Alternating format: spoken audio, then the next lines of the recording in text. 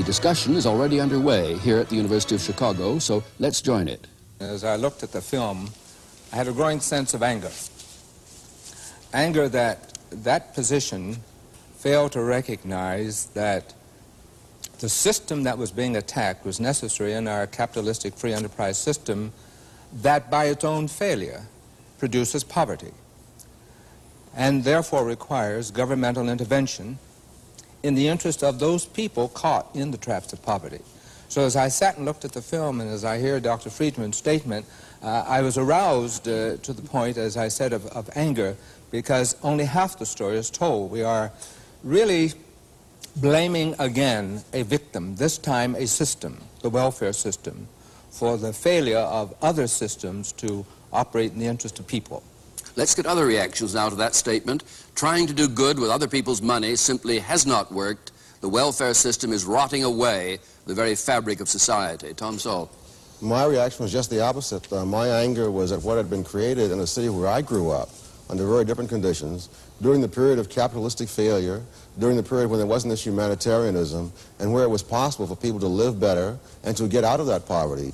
Now I think someone living in the very same place where I lived would find it much harder to escape from that poverty because of all these things. Buildings were not abandoned like the buildings that we saw in that film when I lived in Harlem. The crime rate, all the things that are blamed upon the failures of the previous method did not exist. I slept out on the fire escapes in Harlem. I would defy anybody to do that in any part of New York City today. Traditionally, in the United States, we have tried to avoid some of the welfare trap that was referred to by denying eligibility to people who are able-bodied and not aged and so on.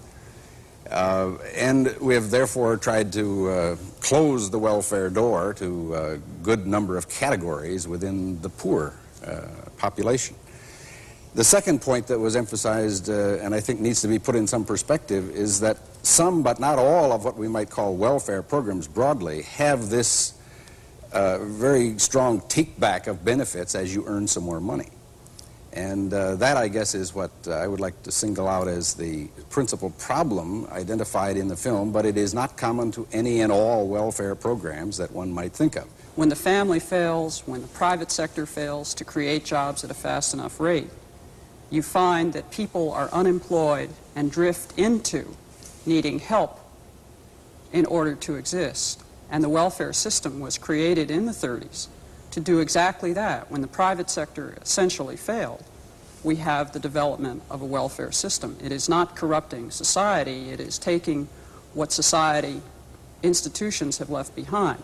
The family breaking up, the economy not expanding fast enough, the health system failing, the educational system not doing its job. We have untrained, unskilled people looking for jobs in a highly technical society, or jobs that pay so low that people cannot, in fact, live in a decent level of humanity. I see the welfare system not corrupting, but in fact taking the remains and attempting to help people live in dignity. So, rotting away the fabric of society is not supported, except perhaps by you. Would you back that phrase? Absolutely. Yeah. You're talking about the failures of the other parts of society. What the welfare system and other kinds of governmental programs are doing is paying people to fail. Insofar as they fail, they receive the money. Insofar as they succeed, even to a moderate extent, the money is taken away. This is even extended into the school systems, where they will give money to schools with low scores.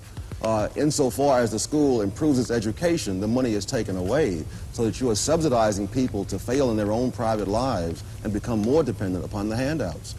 We have expectations built in today about the quality of life, the quality of job, the level of income for which one expects in return. Why? Because we look at the level around us that it takes us to have a fairly decent level. No, that's not why. I may have all sorts of expectations. The question is, what can I do? If someone else is subsidizing my expectations will be far higher. Insofar as the Center for Advanced Study was subsidizing my expectations a few years ago, I refused to work at UCLA for the normal full professor's salary. Why should I, when I can get the same money for being at the Center for Advanced Study with no hours, no duties, and no classes?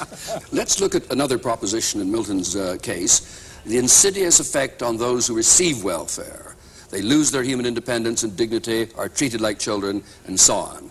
Now, Dr. Dumpson, as a former administrator of a major program, is that a great hazard? That is not a great hazard. As a matter of fact, that presumes that people get on welfare, stay on welfare, and therefore have the result that Dr. Friedman's statement issues. The fact of the matter is that in our AFDC programs throughout the country, and particularly was this true in New York, there is a turnover of the welfare AFDC rolls. About a third of them go off each year. Now, if these people were so destroyed by the system, when they go off, they wouldn't go into employment, they wouldn't hold employment, they wouldn't stay off the rolls for 6 months, 18 months, 24 months, as long as they are able to stay off. So there's something wrong with that argument when one looks at people and what they do. People, you know, who are poor are no different from those of us who are not poor. And their motivation for self-dependency, self-support, and mobility in the economic scale is no different than those than the motives we have. So that they will not let the system. You remember, Dr. Friedman, the welfare rights organizations who refused to let the system squelch them down as it was attempting to do. And we turned the policies around. You and I agree completely that the people who are poor and are on welfare rolls are no different from the rest of us. Of course not. They are human beings and they deserve every sympathy and every possibility of making their own way. But the welfare system makes them different. But you give them it makes it in their interest to be different. How do you account for them going off the rolls? But figures are figures, and you've got to be careful with figures. The fact that a third, there's a turnover of a third, does not mean that there aren't half who are on all the time. People come on, go off, come on, go off. We've got to have the other figure. The latest statistic, Dr. Friedman, is that 34% of the people on AFDC are on for 5 years or longer. And when one thinks of the purpose of the AFDC program, which was the rearing and support of children, dependent children, minor children, I would submit to you that 5 years is not a terribly long time for a mother and children to have to be dependent if there's no other source of income.